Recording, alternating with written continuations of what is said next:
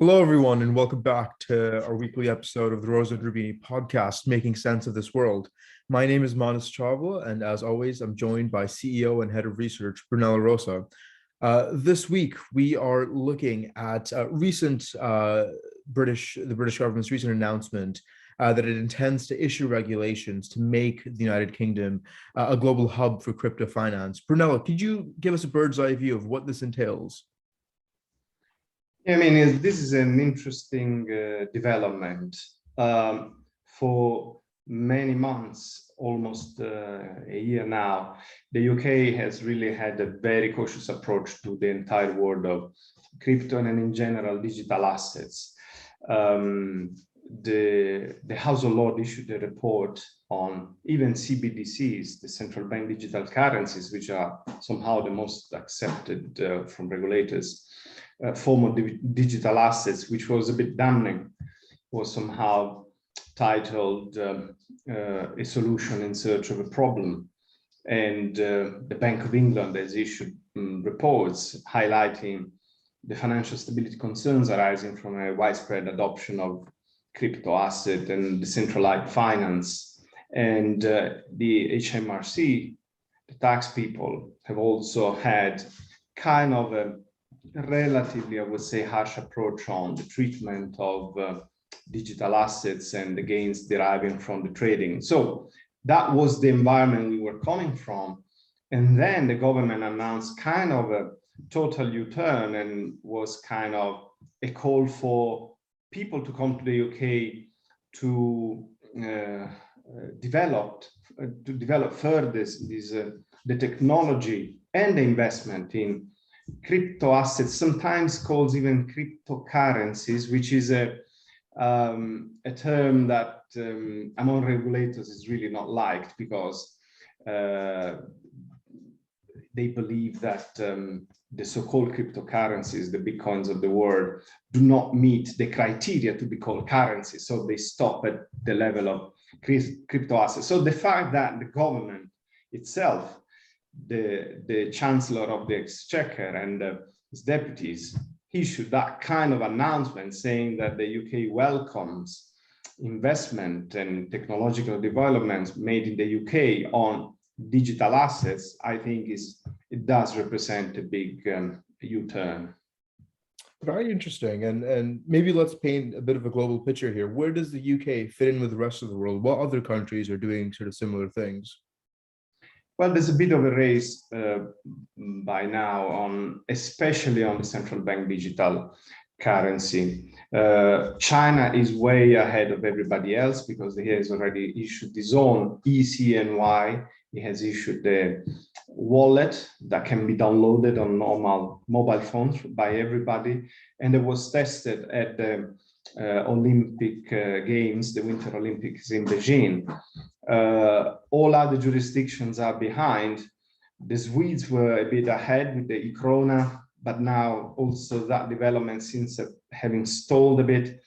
In the euro area, there's a big project of the digital euro, of course, and the US, which was by far the one most behind in the entire story, instead made a kind of giant leap ahead in the last few months, first with the paper by the Fed on central bank digital currencies, and then the 9th of March executive order by the administration signed by Biden himself on the adoption of and regulation of digital assets. And then, of course, all other jurisdictions are somehow trying to fit in. The Swiss, of course, are well ahead because they have, of course, their own currency. And of course, they've been a global financial hub for many decades for reasons that we all know. And so, you know, it's kind of a global race, and clearly the UK doesn't want to now be left behind. There's an opportunity there somehow, and they don't want to miss it. Right. And you also point out in the newsletter, I mean, what's surprising about this decision is the UK's decision to include crypto assets in the new regulatory framework. What, in your opinion, would motivate that decision? The point is that there are somehow three levels, if you want. crypto assets or currencies, however you want to call it, stable coins and CBDCs. Starting from the last one that I mentioned, CBDCs, these will be liabilities of the central bank. So it will be kind of public asset, totally accepted when and if is issued. So that doesn't constitute an obstacle.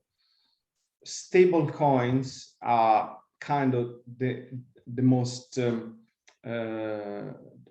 similar to what the CBDC could be, but potentially issued by private sector entities. And this is where mostly the commercial interest of banks, asset managers, and so on will be, I think, in coming years, although there's still lots of progress, also technological progress that needs to be made. But already on that, the UK said that they want to include stable coins as an acceptable form of payment in the UK.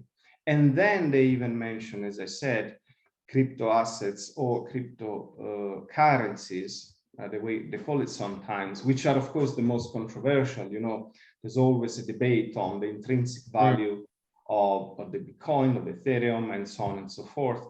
But the point I think the government wanted to make is, I know that there are elements of that word that are still obscure, shady in some cases, sometimes borderline illegal. This is well known and accepted by everybody, even in the developing world of those assets.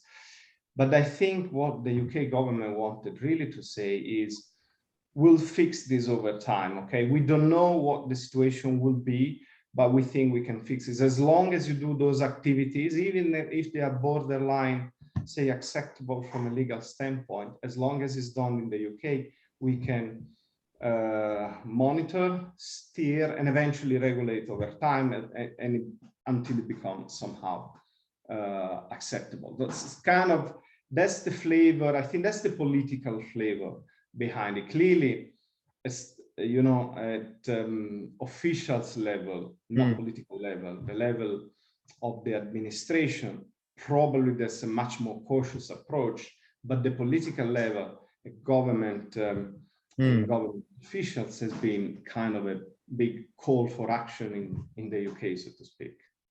Yeah, and sort of continuing that political narrative, I think it fits into this larger picture of the British government trying to establish the City of London in the cyber realm, you know, possibly a City of London 2.0, and sort of establish a dominance of London as a hub, and, you know, the sterling as a currency. Sort of broadly speaking, what could this City of London 2.0, in your opinion, possibly involve? So as you said, the government knows that it needs to find some niche in the market where to exploit the one thing that they got from Brexit, which is the possibility of regulatory divergence from the EU. And the EU cannot clearly ask the UK to conform to a regulation that doesn't exist yet. So the UK, if it moves fast, it can say we are ahead, so perhaps others will have to adapt to our own regulation rather than us adapting to somebody else. So clearly the government tried to see this as a Brexit opportunity, so to speak. Whether they will be able to make it or not, we don't know. But it could be one of the ways they can realize this dream of this Singapore on Thames, or call it as you want, that they had for a long time, on making sure that the UK can exploit this some form of possibility of diverging on some new sectors, being biotech, being fintech, and so on, especially in those areas, as I said, where there isn't any regulation, and so they can be in the forefront. A City 2.0 clearly would be we all remember that London has been the global financial center during the 1800 and 1900 for the good part, before somehow New York took over, especially because the treasury market was gigantic. But before that, it was all about the sterling, the gold standard. London, all exchange had happened in London. Gold exchange had happened in London. Still today, most central banks keep their gold in the vaults of the Bank of England, where the trade actually and physically happens. So clearly in the regular, so to speak, world, this is a role that London cannot have anymore in some respects. It had it in the FX market for many years, even when New York was still, of course, the dominant place, because especially its geographical location and the perfect location as a time zone, able to capture the trade from Asia and the trade from the Americas. But in a new world, which is not only physical, but is also played in the cyberspace, so to speak, London might find its own space again and being the place where things happen in the realm, as I was saying, of digital assets. And clearly, there are bigger dimensions over there by the euro area, way bigger than the Eurozone. The US way bigger, sorry, the euro area way bigger than the UK, the US way bigger than the UK, China, not to speak about. So the UK will remain small, but if they move fast, they can be in a better position when the big giants will eventually come, and when they come, we know they can move big. So the UK cannot move big, but they can move fast. So I think that captures the spirit of the announcement of a few days ago. Yeah, that's a very, very fascinating sort of macroeconomic seismic shift that we'll have to keep our eye on. But as always, Bruno, thank you so much for your time and insight. Thank you very much. Till next time.